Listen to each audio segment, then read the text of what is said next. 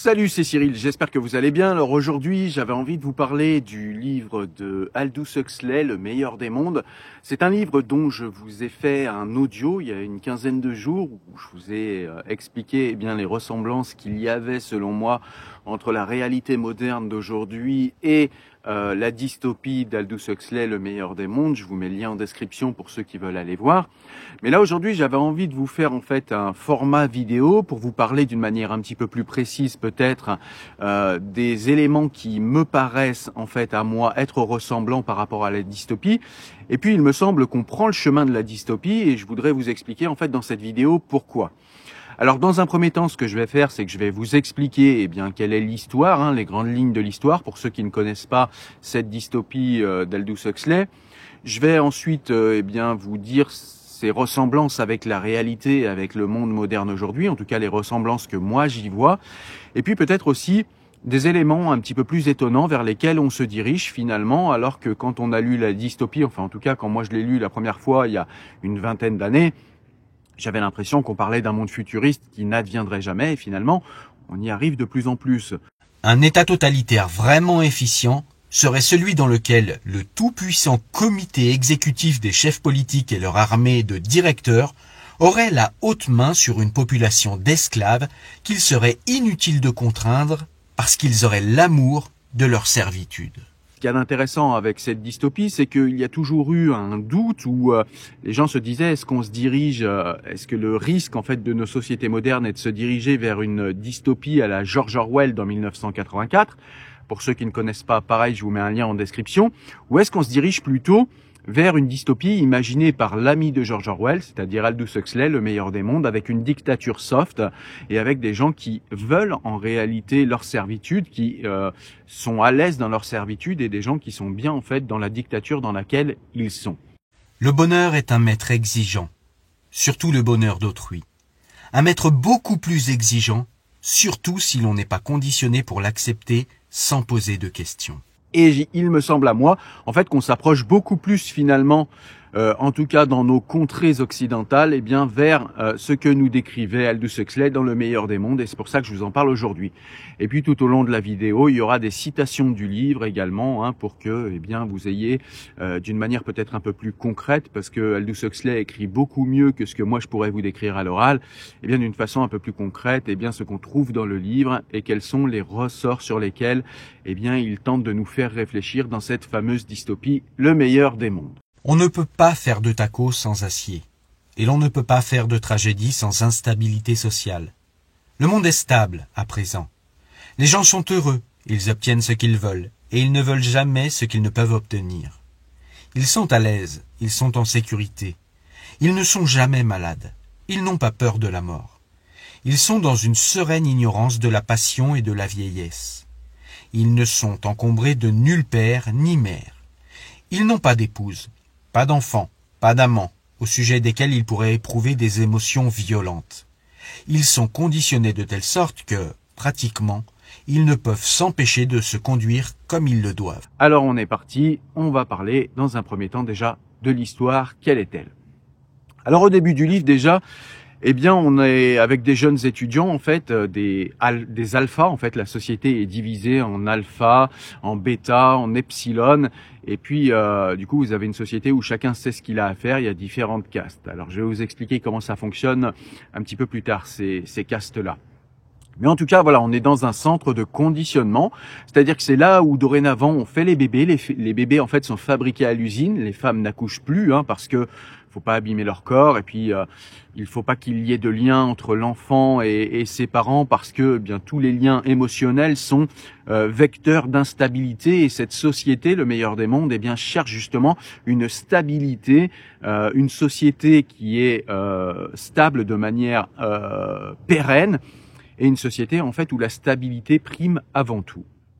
Alors, je le disais, on est dans le centre de conditionnement et du coup, on fait visiter à des jeunes alphas puisqu'ils sont les seuls à qui on peut expliquer ça. Les epsilon, les bêta, on leur explique rien du tout. Et du coup, on explique à ces alphas comment, on conditionne les enfants. Alors, on les conditionne déjà d'une manière biologique, biochimique, j'ai envie de dire, déjà quand ils sont dans l'utérus artificiel, hein, puisque je l'ai dit, les bébés naissent désormais à l'usine, dans le meilleur des mondes. Et donc, on va mettre un petit peu plus d'oxygène à tel embryon, selon si on va en faire un bêta, un alpha. On va mettre un peu moins d'oxygène, un peu plus de ceci, un peu plus de cela. Et on va commencer comme ça à conditionner d'une manière biochimique, les futurs êtres humains à venir, à naître dans cette usine. Ensuite, une fois qu'ils sont nés, ces êtres humains sont destinés, de par le conditionnement biochimique qu'ils ont eu, à être, je l'ai dit, des alphas, des bêtas ou des epsilons. Et du coup, ils auront un rôle différent dans la société. Mais le conditionnement, ne s'arrête pas à la biochimie. Il y a également un conditionnement psychologique. Par exemple, on va s'arranger pour mettre des images et répéter des assertions, en fait, aux futurs citoyens du meilleur des mondes, même si on peut pas vraiment parler de citoyenneté, mais en tout cas, aux futurs habitants du meilleur des mondes, on va tout simplement les conditionner en fait avec des messages suggestifs qu'on va leur répéter, avec des images aussi, avec ce que Huxley appelle dans cette dystopie l'hypnopédie. C'est une forme d'hypnose avec des images pour induire des émotions, induire des désirs, induire des envies, induire des comportements chez les futurs habitants du meilleur des mondes. On va par exemple aussi les conditionner à ne pas aimer les livres. Quand un enfant, par exemple, va se diriger vers un livre à son jeune âge, on va lui envoyer une petite décharge électrique, en fait, pour qu'il déteste les livres. Parce que les livres, ça nous permet d'être seul avec soi-même. Les livres sont extrêmement subversifs, ça nous fait réfléchir. Ça peut éventuellement nous rendre malheureux parce que la réflexion nous rend malheureux, parce que l'intelligence nous sort d'un monde de bisounours où nous sommes parfaitement heureux. Alors il faut interdire les livres. Et puis les livres, en fait, quand quelqu'un, c'est ce qui nous est dit dans la dystopie, quand quelqu'un est assis dans un fauteuil en train de lire, en train de réfléchir sur quelque chose, c'est une personne qui ne consomme pas. Et dans cette société, la consommation est un acteur majeur en fait de stabilité de la société. Il faut que les gens puissent tout le temps acheter parce que ces compulsions d'achat répondent à des désirs, frustration, désir, un espèce de cercle infernal comme cela où vous êtes mu par la frustration et ensuite vous êtes soulagé par le plaisir d'acheter, de consommer sans arrêt. Ça fait marcher l'économie. On ne peut pas consommer grand-chose si on reste tranquille assis à lire des livres. Ils leur font également détester la campagne parce que c'est pareil, quelqu'un qui va dans la campagne, qui se promène, qui commence à regarder les fleurs, à regarder la beauté du ciel, à regarder toutes ces choses-là, c'est pas si mal finalement. Mais le problème, c'est que tout ça ne s'achète pas, tout ça est gratuit. Et ce qu'on veut, c'est que les gens consomment. Donc ils s'arrangent à les conditionner d'une manière à ce qu'ils aiment la nature, mais il faut qu'ils l'aiment avec des choses qu'ils vont acheter, avec des choses compliquées. Donc les gens, on va s'arranger pour qu'ils détestent la nature, mais qu'ils aiment quand même aller au ski. L'un des étudiants leva la main. Il comprenait bien pourquoi on ne pouvait pas permettre que les basses classes perdent le temps de la communauté dans les livres, où elles risquaient de surcroît de lire quelque chose qui déconditionne fâcheusement un de leurs réflexes. Mais alors, les fleurs, ils ne voyaient pas. Pourquoi prendre la peine de rendre psychologiquement impossible que les deltas aiment les fleurs? Patiemment, le DIC le leur expliqua. Si l'on faisait hurler les enfants à la vue d'une rose, c'était au nom d'intérêts économiques supérieurs. Il n'y a pas si longtemps, un siècle à peu près, les gammas, les deltas et même les epsilons avaient été conditionnés à aimer les fleurs en particulier et la nature en général. L'idée était de leur donner envie de partir à la campagne à la première occasion et de les obliger à consommer des transports du même coup. Et ils n'en consommaient pas? Demanda l'étudiant. Beaucoup, répondit le DIC. Mais ça s'arrêtait là. Car les primes verts et le paysage ont un défaut rédhibitoire. Ils sont gratuits. L'amour de la nature ne fait pas tourner les usines. On a donc décidé d'abolir l'amour de la nature, du moins chez les basses classes. D'abolir l'amour de la nature, oui, mais pas de la propension à consommer des transports. Car, bien sûr, il est essentiel qu'ils continuent à partir à la campagne, même s'ils avaient horreur de la campagne. Le problème a donc été de trouver une raison économique plus solide que le goût des primes verts et des paysages pour leur faire consommer des transports. Et on en a trouvé une, bien entendu. Nous conditionnons les masses à détester la campagne, conclut le directeur. mais en même temps, nous les conditionnons à aimer tous les sports de plein air. Et par ailleurs, nous faisons en sorte que ces sports de plein air nécessitent un équipement sophistiqué, si bien qu'ils consomment des articles manufacturés autant que des transports. D'où les décharges électriques. Je vois, dit l'étudiant qui se tut éperdu d'admiration. Et déjà, rien que là, on voit que ça ressemble quand même beaucoup à la société moderne dans laquelle nous vivons.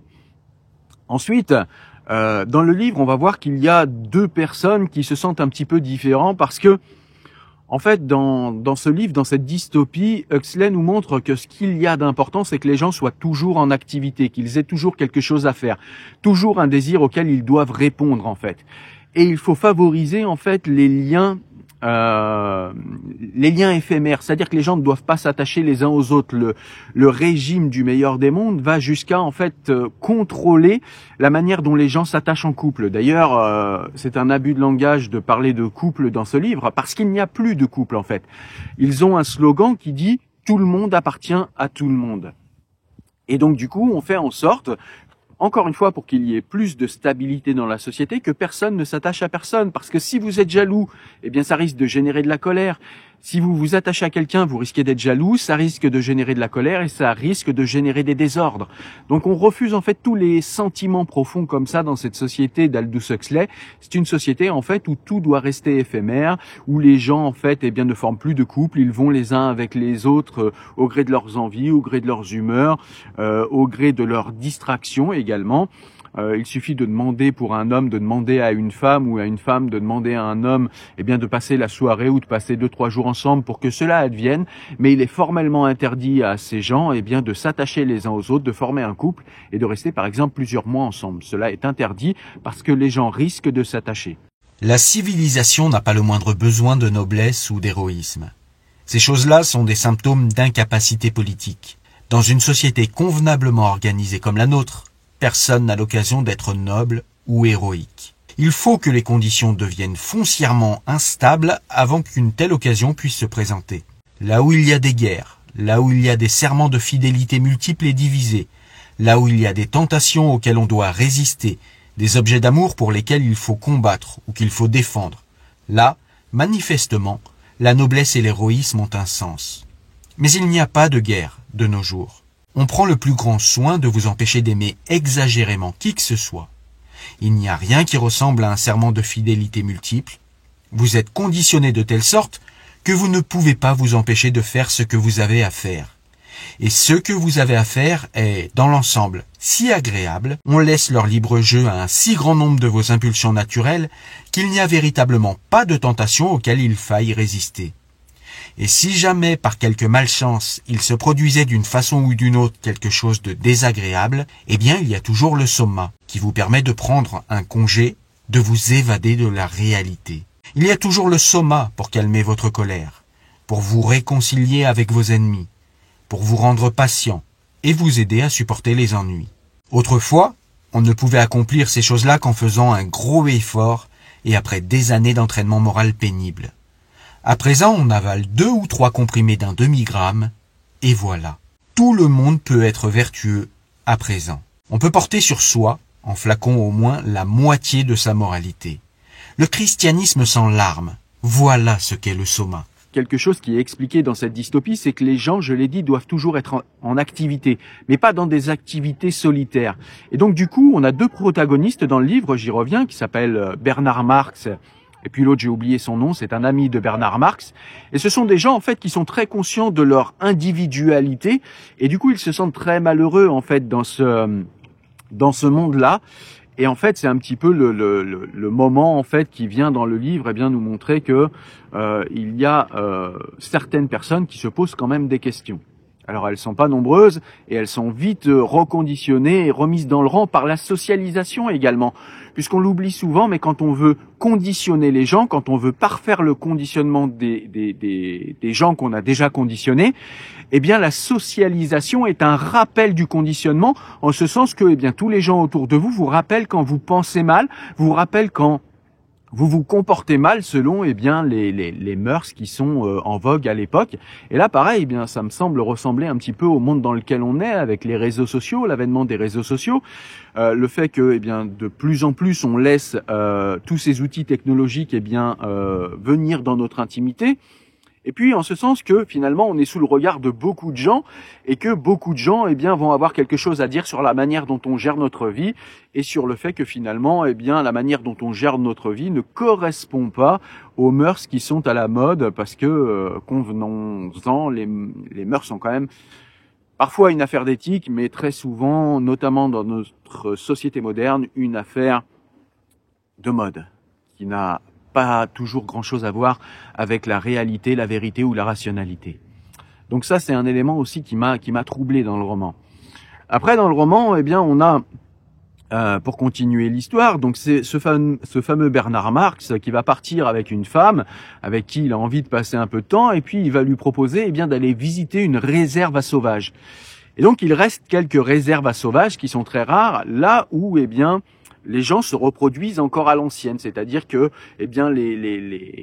l'espèce humaine est encore vivipare, c'est-à-dire que les femmes accouchent, qu'elles s'attachent à leur enfant, et elles n'ont pas cette fameuse drogue dont on nous parle dans le roman, que la civilisation a mis à disposition de tous ses habitants dans le meilleur des mondes. C'est qu'à chaque fois que vous allez pas bien, vous avez le soma.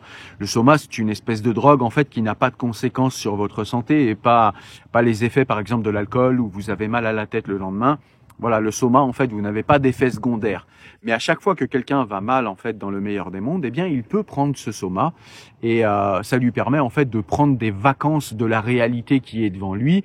Ça lui permet de se retirer dans un monde imaginaire, un monde de bisounours et de revenir reposer et de pouvoir rentrer à nouveau dans le meilleur des mondes en étant stable, en étant émotionnellement stable. Et en ne se posant pas de questions en fait sur la réalité, parce qu'à chaque fois que la réalité vous déplaît, vous prenez un peu de soma et vous oubliez tout, vous oubliez vos douleurs psychologiques, physiques, etc.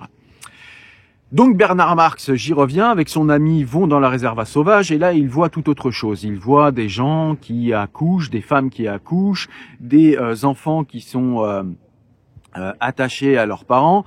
Et Lénina, qui est avec Bernard Marx, à mon avis, les noms n'ont pas été choisis au hasard. Je vous laisse découvrir pourquoi dans la dystopie quand vous la lirez.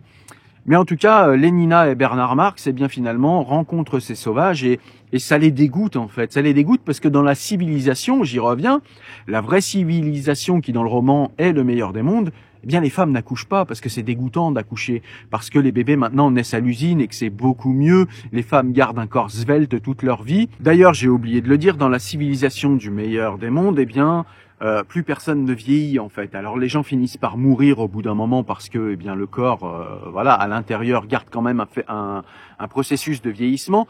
Mais en tout cas au niveau physique, il n'y a plus de vieillissement. Chacun reste svelte, reste toujours bien, reste beau jusqu'à la fin en réalité. Alors que dans la réserve à sauvages, les gens, sont odorants et ça c'est dégoûtant pour Lénina et Bernard Marx. Ils n'ont pas l'habitude en réalité. Les gens sont odorants, les gens sont gros, les gens vieillissent, ils ont plein de rides sur le visage, on voit le poids de l'âge tout simplement. Ce sont des choses qu'on ne voit pas dans le meilleur des mondes. Et donc là, à un moment, il y a un choc des cultures, c'est-à-dire que les sauvages vivent d'une certaine manière, ils croient en des dieux, ils ont des croyances un petit peu imbéciles. Ils se donnent à souffrir d'ailleurs au nom de ces croyances. Et certains ont des comportements assez courageux, mais au nom de croyances qui sont illusoires. Et du coup, ça paraît un petit peu, même beaucoup, ça paraît idiot en fait à Bernard Marx et à Lénina.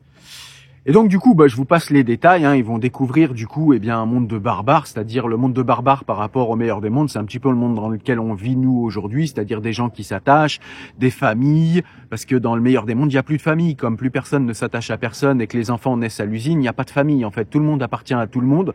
En réalité, tout le monde appartient au système de contrôle mondial dans le meilleur des mondes.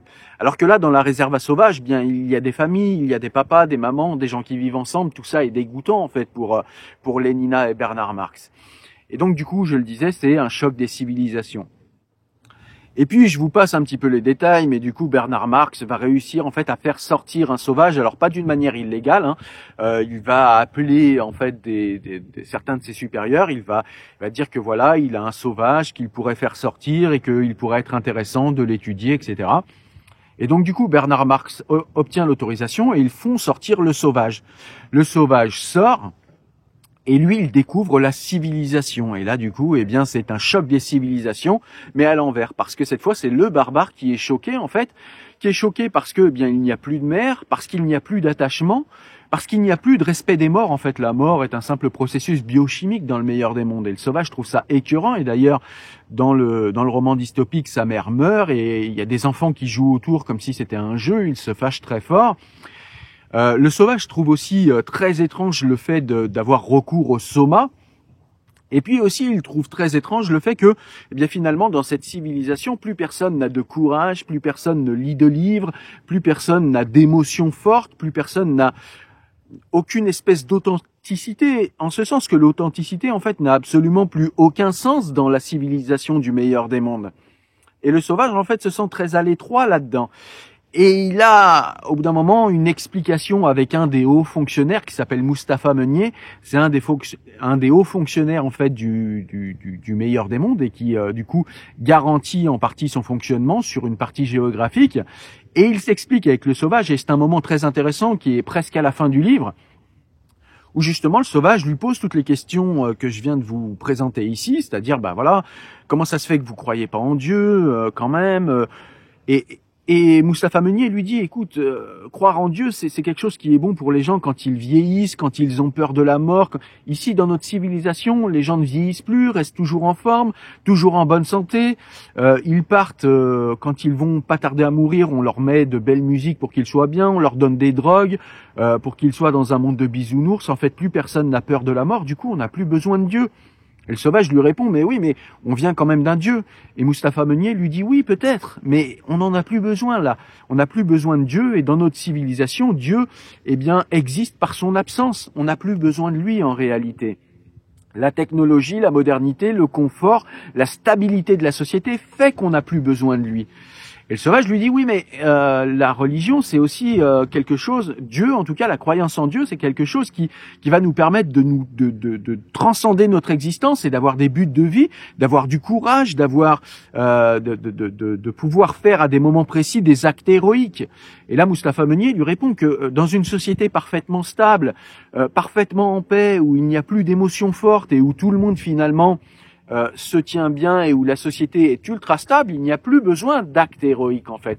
Plus personne n'a besoin d'être héroïque en fait, puisque eh bien la société est parfaitement stable, tout le monde est à sa place, personne ne rêve de devenir ce qu'il n'est pas. Donc voilà, tout va bien en réalité. Il n'y a plus de crimes passionnels, il n'y a plus d'émotions fortes, il n'y a plus de raison de se battre. Tout le monde est heureux de la servitude dans laquelle il vit. Donc les actes héroïques, en fait, dans la civilisation du meilleur des mondes, n'a plus aucun sens en réalité. Ensuite, le sauvage va critiquer, eh bien, cette fameuse drogue, le soma, qui permet en fait de passer outre tous les aspects désagréables de la vie. Et lui dire que finalement, eh bien, c'est nier l'existence, parce que l'existence, c'est aussi les choses désagréables, et que très souvent, les choses désagréables, les sentiments, les émotions ou les sensations désagréables sont des éléments, des sentiments ou des sensations qui nous font réfléchir d'une manière profonde à la vie, à notre vie, à ce que nous faisons de notre vie.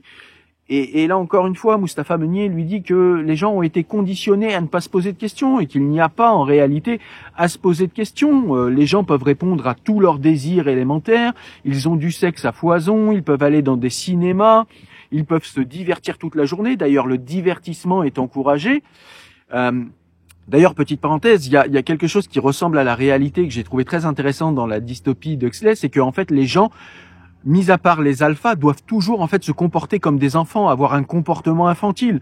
Parce que l'adulte, lui, il est responsable, il réfléchit, il essaye d'avoir une vision de sa vie, une vision du monde qui l'entoure. Et il va il va chercher à s'instruire, à accumuler des connaissances. Et en fait, ce comportement n'est pas prôné en fait, parce que dans le meilleur des mondes, il pense que ce comportement est un vecteur, encore une fois, d'instabilité. Si des gens connaissent, comprennent et réfléchissent au système dans lequel ils vivent, eh bien peut-être vont-ils le remettre en question. Alors, il vaut mieux conditionner les gens à se divertir tout le temps, à avoir des plaisirs infantiles, à avoir des divertissements infantiles. Comme ça laisse les gens dans une espèce de servitude heureuse, une servitude qui pourrait ressembler au bonheur, mais une servitude imbécile finalement, mais une servitude où les gens sont tellement heureux et sont tellement infantiles, tellement bébés, tellement abétis par la condition de bébé, de mineur, hein, comme dirait Emmanuel Kant dans Qu'est-ce que les Lumières, eh bien les gens sont laissés dans leur état de minorité, ils ne se posent pas de questions, ils restent des enfants et ce comportement est prôné. Si vous commencez à vous comporter comme un adulte, vous allez avoir affaire au gouvernement mondial du meilleur des mondes qui va vous dire attention, faut pas vous comporter comme ça, vous devez vous divertir comme un enfant. Donc voilà, je ferme la parenthèse, mais du coup voilà, le sauvage pose de nombreuses questions à Mustapha Meunier, et puis il lui dit également que finalement il n'y a plus personne d'authentique en fait dans cette société dans laquelle ils sont, et puis il demande pourquoi aussi il y a cette affaire de caste, les alphas, les bêtas et les epsilon. Et Mustapha Meunier lui dit on a essayé en fait avant de faire cette société avec des castes, on a essayé en fait de mettre tout le monde sur un pied d'égalité. Une fois, nous avons tenté de faire un conditionnement d'égale valeur sans classe sociale. Donner toutes les facultés intellectuelles à une même classe sans imposer de hiérarchie dans leur conditionnement infantile. Les administrateurs firent évacuer l'île de Chypre par tous les habitants existants, avec un lot spécialement préparé de 22 000 alphas. Tout l'équipement agricole et industriel leur fut confié, et on leur laissa le soin de mener leurs affaires. Le résultat fut exactement conforme à toutes les prédictions théoriques. La terre ne fut pas convenablement travaillée, il y eut des grèves dans toutes les usines, les lois étaient tenues pour zéro, on désobéissait aux ordres donnés, tous les gens détachés pour effectuer une besogne d'ordre inférieur passaient leur temps à fomenter des intrigues pour obtenir des tâches d'ordre plus élevées. Et tous les gens à tâches supérieures fomentaient des contre-intrigues pour pouvoir, à tout prix, rester où ils étaient. En moins de 6 ans, ils étaient en guerre civile de première classe. Lorsque sur 22 000, il y en eut 19 000 de tués, les survivants lancèrent à l'unanimité une pétition aux administrateurs mondiaux afin qu'ils reprennent le gouvernement de l'île. Ce qu'ils firent. C'est ainsi que se termina la seule société d'alpha que le monde ait jamais vue. Et du coup, juste pour finir l'histoire, le sauvage à la fin va se rebeller contre cette société. Il va tenter en tout cas une rébellion. Il va rapidement se faire maîtriser. Et puis il va terminer l'histoire où on va le laisser en fait terminer sa vie tout seul dans un endroit qu'il aura choisi, parce que finalement, le meilleur des mondes n'est pas un totalitarisme à la Orwell. C'est-à-dire que les dissidents, on ne les tue pas, on ne les contraint pas par la violence, on les contraint par le divertissement, par le plaisir, on les contraint par la consommation, on les contraint par la socialisation, on les contraint par des plaisirs qu'on leur met sous le nez, on les contraint comme ça. Et ceux qui échappent à leur conditionnement parce qu'ils ont été mal conditionnés à telle ou telle étape de leur conditionnement, ou là le sauvage parce qu'il vient d'une réserve sauvage et qu'il n'a pas pour le coup été conditionné, on les envoie sur des îles ou dans des endroits où ils vivent tout seuls et ils terminent leur vie comme ils l'entendent, mais en tout cas ils sont tout seuls. Et le sauvage en fait, vous allez le voir à la fin, finalement on va vouloir aller le regarder parce que c'est quelqu'un qui est un religieux, qui prie, qui parfois se met des coups de fouet quand il fait mal, il se met des coups de fouet dans le dos, vous savez, un petit peu à la manière des chrétiens, il s'envoie des coups de fouet dans le dos, et en fait, il y a quelques journalistes qui tombent là-dessus, et puis du coup, finalement, le sauvage devient un espèce de phénomène de foire, et il ne supporte pas ça, et ça va mal se finir à la fin. Mais en tout cas, voilà pour l'histoire. Et tout ce que décrit Huxley dans Le meilleur des mondes, c'est des choses qu'on a tendance à voir quand même dans notre société moderne aujourd'hui. Et si certaines sociétés, comme par exemple la Corée du Nord ou bien la Russie, peuvent plutôt ressembler à des systèmes autoritaires comme décrit par Orwell dans 1984, clairement en Occident, je crois qu'on est beaucoup plus proche, et d'ailleurs on s'approche beaucoup de ce qui est décrit par Huxley dans Le meilleur des mondes. Je vous donne un exemple. Aujourd'hui, on a des féministes qui nous disent que, finalement, les femmes doivent s'affranchir de la maternité biologique pour pouvoir être véritablement libres. Eh bien finalement, c'est ce qui est décrit par Huxley dans Le meilleur des mondes. Les femmes sont complètement affranchies de la maternité.